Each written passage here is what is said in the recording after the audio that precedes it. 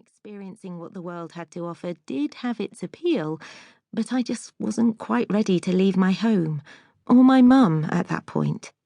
I was simply going to stay in my home village of Rosefont Hill, deep in the Kent countryside, and get a little job to tide me over until I decided what I wanted to do with my days.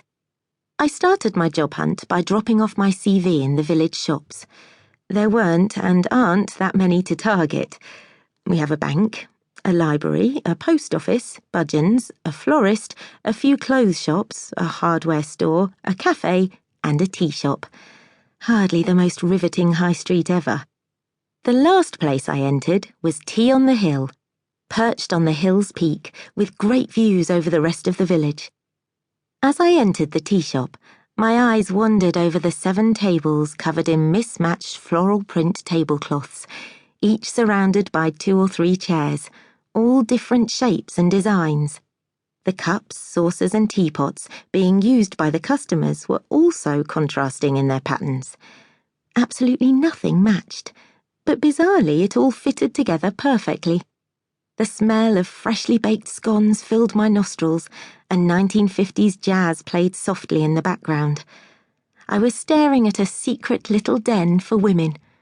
Why had I never been in here before?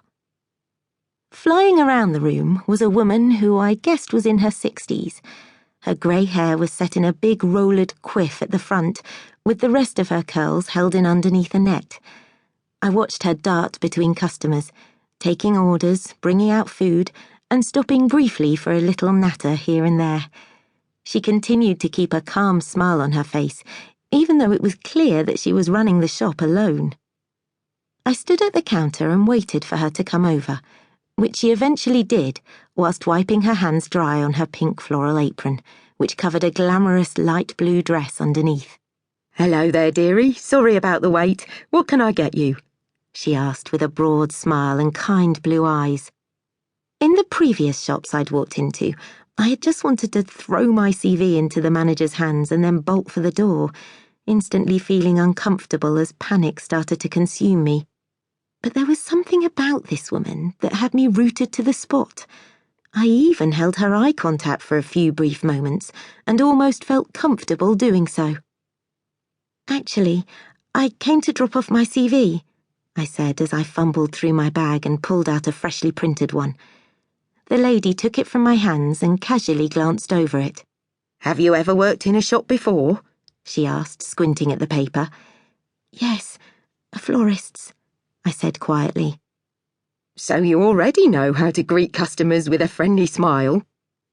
I nodded politely as I felt her scrutinise me from head to toe, the smile still plastered on her heavily wrinkled face. Perhaps I should have told her at this point that I'd spent most of my time there washing dirty buckets in the back room out of sight, and not with the customers at all. But before I could speak up, she'd moved on. "How many hours are you looking for?" she asked. I hadn't thought this far ahead, but one glimpse around the room told me that I'd gladly spend a lot of time here. "As many as you can give me." "And one last thing, do you like cake?"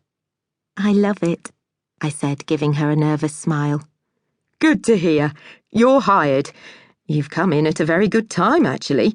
My last waitress unexpectedly quit yesterday, with no explanation." "Really?"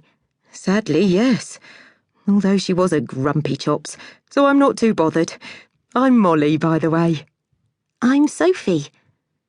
I offered my hand for her to shake, but she looked at the hand, grabbed it, and pulled me in for a warm hug instead.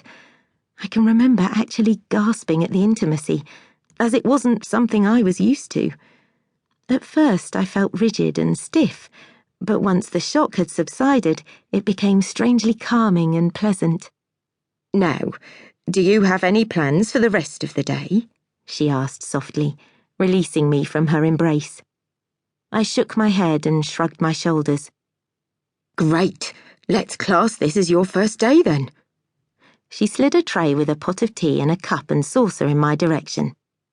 "Go take that to Mrs. Williams, the lady in the cream blouse with the purple rinse to the left, the one with her nose buried in Bella.